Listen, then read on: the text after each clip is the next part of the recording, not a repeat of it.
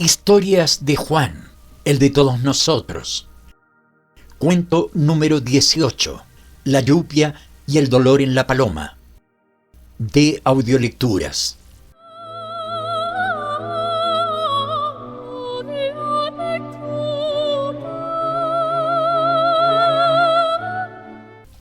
Introducción. Miren, gurises, la vida en la paloma no es para cualquiera. Aquí el puerto es un personaje más, con su ruido constante, el olor penetrante a pescado y el viento que te golpea como si quisiera que te rindas.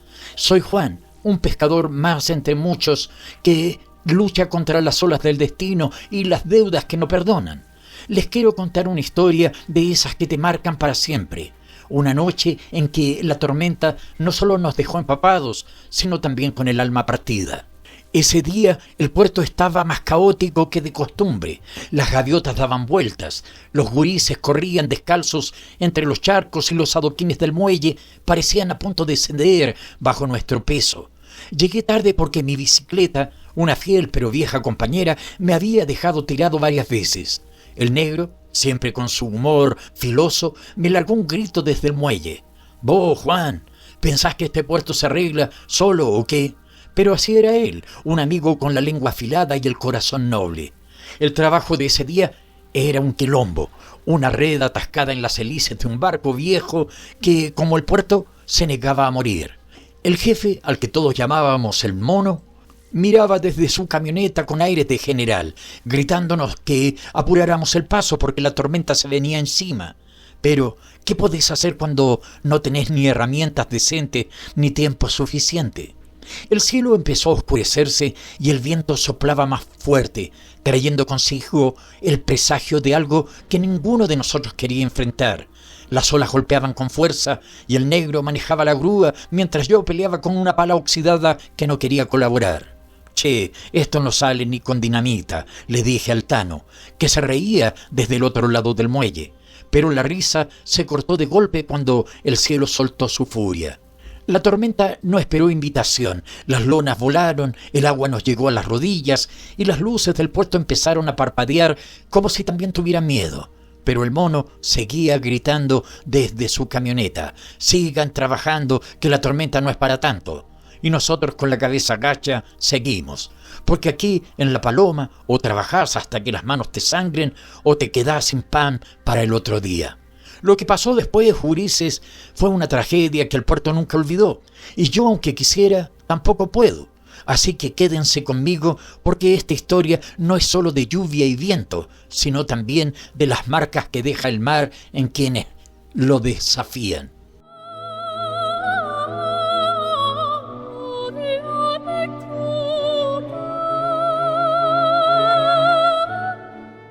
El ruido del puerto.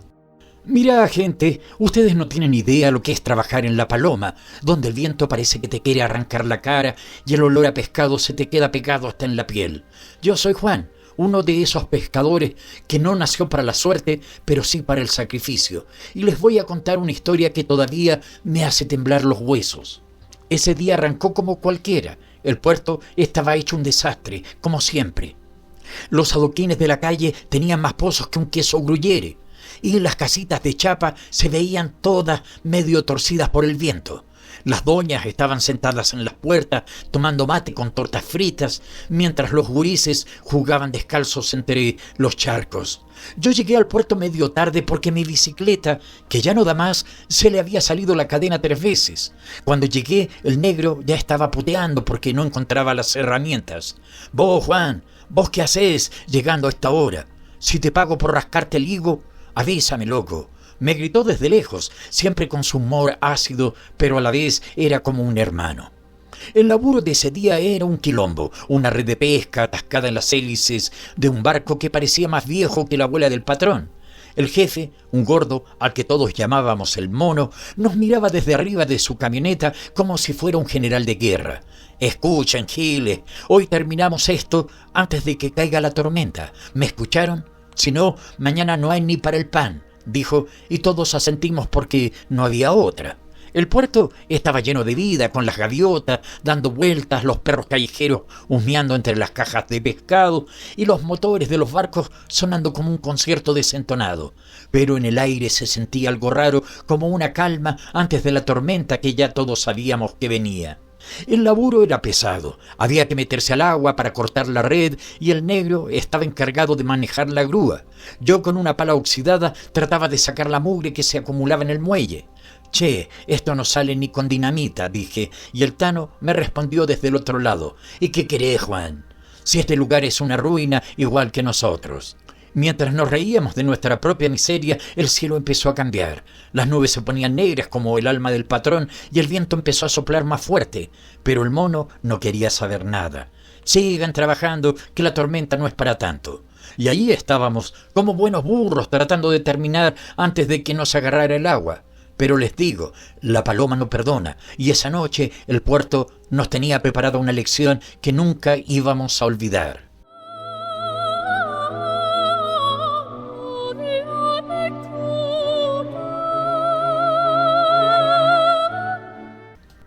La tormenta no avisa.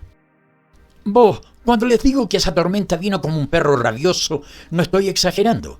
El cielo se cerró de golpe y el viento empezó a golpear tan fuerte que las lonas del puerto salieron volando como si fueran cometas.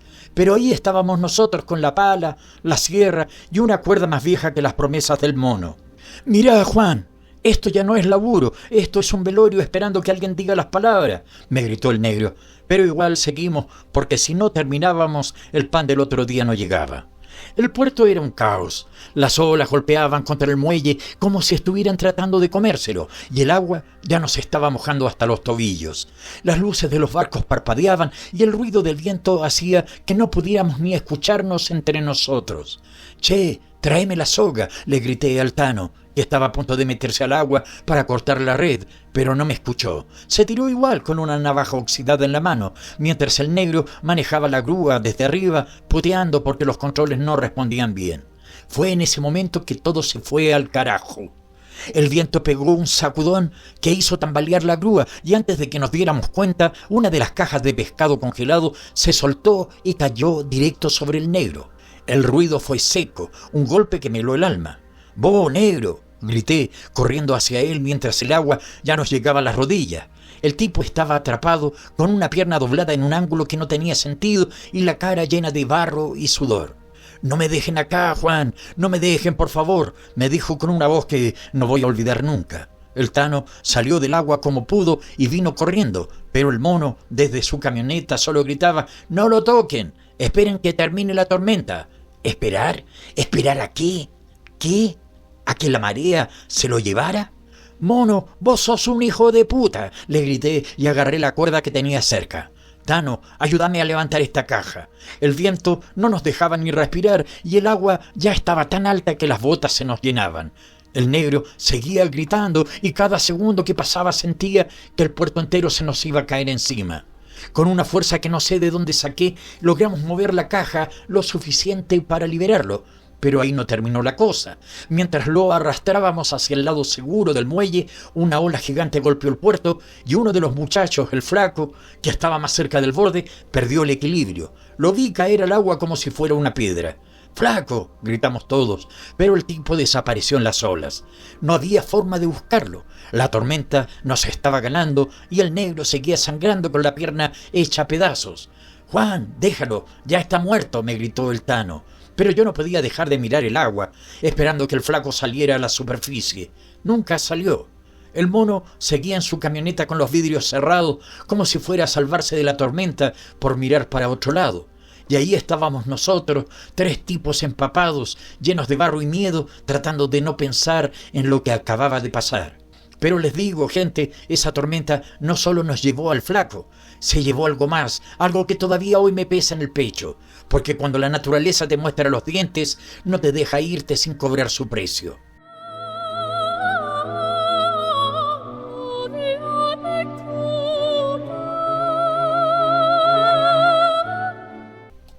El puerto reclama.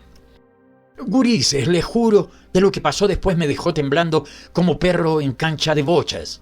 Esa tormenta no daba tregua, y mientras el negro seguía tirado con la pierna hecha un desastre, el viento nos azotaba como látigos. Yo ya no sabía si estaba empapado de lluvia o de puro sudor. El Tano y yo logramos arrastrar al negro hasta un rincón más seguro del muelle, pero la cosa no mejoraba. El tipo estaba pálido como hoja de papel y respiraba como si se le fuera el aire con cada palabra.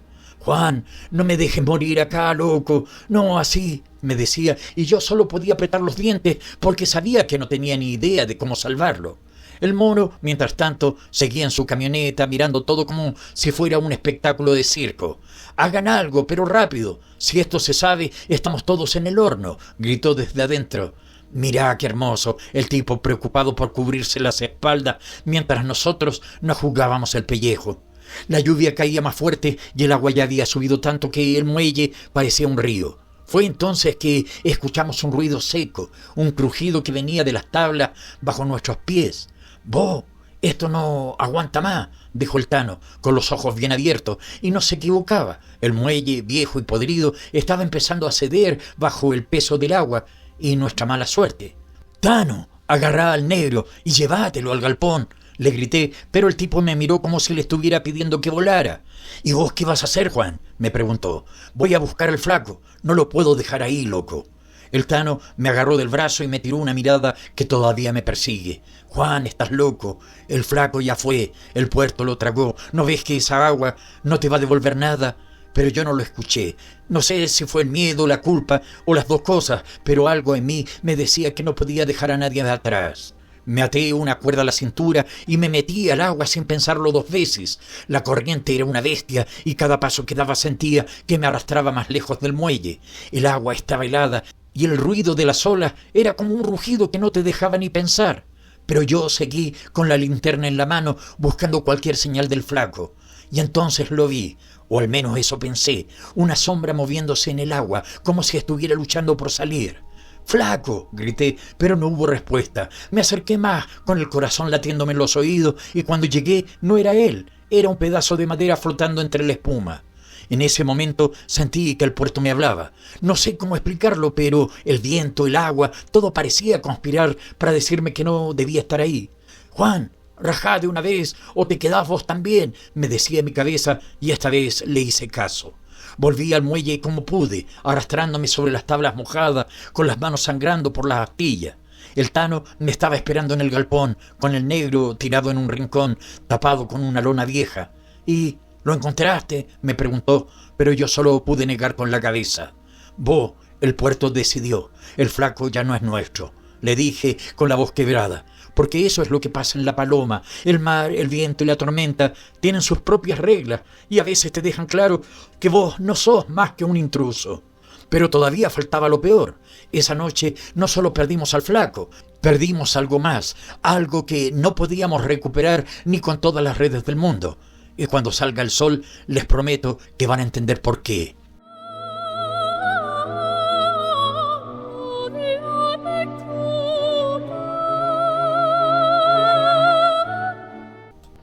El precio del puerto. «Vos, lo que pasó después no se lo deseo ni al peor enemigo. Esa noche el puerto de La Paloma nos mostró su verdadera cara y les juro que no era la que conocíamos. Ya estábamos en el galpón con el negro, tirado en el piso, y el Tano tratando de calmarme porque, mirá, yo no podía parar de temblar, pero no era solo el frío, no, era esa sensación en el pecho como si el puerto mismo te estuviera respirando encima.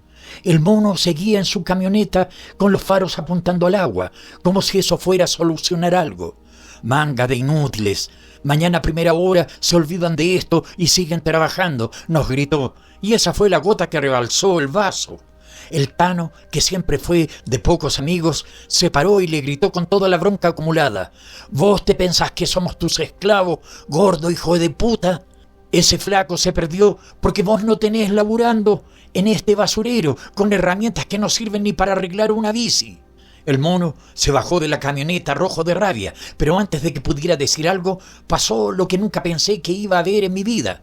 El muelle, ese muelle viejo y podrido, crujió una vez más. No era un crujido como los otros, no. Este era más fuerte, más definitivo. Todos nos quedamos quietos, mirando cómo las tablas se partían en dos y la camioneta del mono empezaba a inclinarse hacia el agua. «Che, mono, salí de ahí antes que te ahogues», le grité, pero el tipo estaba paralizado, como si el puerto lo estuviera reclamando, y lo reclamó. En cuestión de segundos, la camioneta se deslizó y cayó al agua con un estruendo que nos dejó sordos. El agua la tragó como si fuera un juguete. Y el mono, bueno, el mono ya era historia. El Tano y yo nos miramos sin saber si reír o llorar. «Vos, Juan, esto ya es demasiado. El puerto está cobrando lo suyo», me dijo, y yo asentí, porque en ese momento sentí que era verdad. La paloma no perdona, gurises, y esa noche el puerto había decidido que ya había aguantado suficiente mierda. El negro, que seguía tirado en el piso, nos miró con los ojos entrecerrados. «Juan, sácame de acá, loco. Este lugar me va a matar». Pero, ¿a dónde lo íbamos a llevar? No había hospital cerca, no había ambulancias, solo estábamos nosotros, el puerto y la tormenta que seguía rugiendo como un animal herido. Nos quedamos ahí hasta que el sol empezó a salir, y cuando la tormenta finalmente se calmó, salimos del galpón para ver el desastre. El muelle estaba destruido, las tablas flotaban en el agua y la camioneta del mono no se veía por ningún lado. Pero lo peor fue cuando vimos algo más. Allá en la orilla, el cuerpo del flaco había aparecido. Estaba boca abajo, con los brazos extendidos, como si hubiera tratado de aferrarse a algo que no estaba ahí. El Tano se persinó y yo sentí un nudo en el estómago que no me lo quitó ni hoy. «Vos, este puerto nos está diciendo algo», dije, pero el Tano solo negó con la cabeza. Cargamos al negro en un carrito viejo y empezamos a caminar hacia el pueblo. No había otra opción. Mientras nos alejábamos, miré hacia atrás una última vez y juraría que escuché algo. Un susurro, un murmullo que venía del agua, como si el puerto estuviera despidiéndose o advirtiéndonos. Esa fue la última vez que trabajé en La Paloma. Y les digo, gurises, si algún día pasan por ahí y sienten que el viento les habla, escuchen bien, porque el puerto no olvida y las deudas con el mar siempre se pagan, siempre.